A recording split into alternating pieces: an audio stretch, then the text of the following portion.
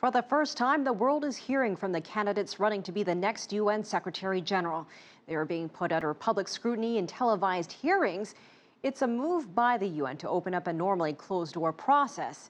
CCTV's UN correspondent Liling Tan gives us a glimpse of the candidates.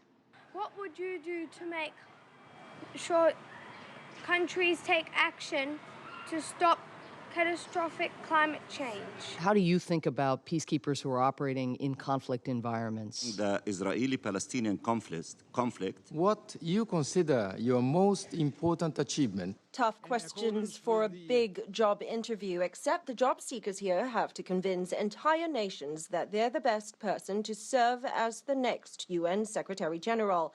Each candidate has 10 minutes for a presentation, followed by an intense 2-hour Q&A session, unscripted and unedited. The first to take the floor, Igor Luksic, Foreign Affairs Minister of Montenegro. That's why we need to employ more people, more people from the public sphere to help us make sure that this global agenda is really there and felt by everyone, so really nobody's left behind. Irina Bokova of Bulgaria and the Director General of UNESCO. I think this universality of the United Nations is one of its strongest assets, and that is what makes the United Nations nowadays indispensable. Antonio Guterres, the former Prime Minister of Portugal and the previous UN High Commissioner for Refugees. But the best place to address the root cause of human suffering is at the center of the UN system, and that's why I am a candidate for Secretary General. It's history in the making. The first time the selection process is playing out publicly instead of in secretive negotiations with members of the Security Council.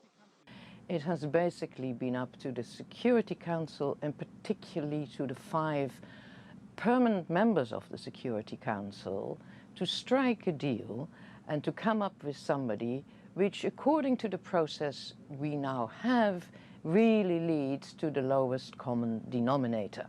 There is a sense that the choice of Ban Ki-moon back in 2006 was a particularly murky process.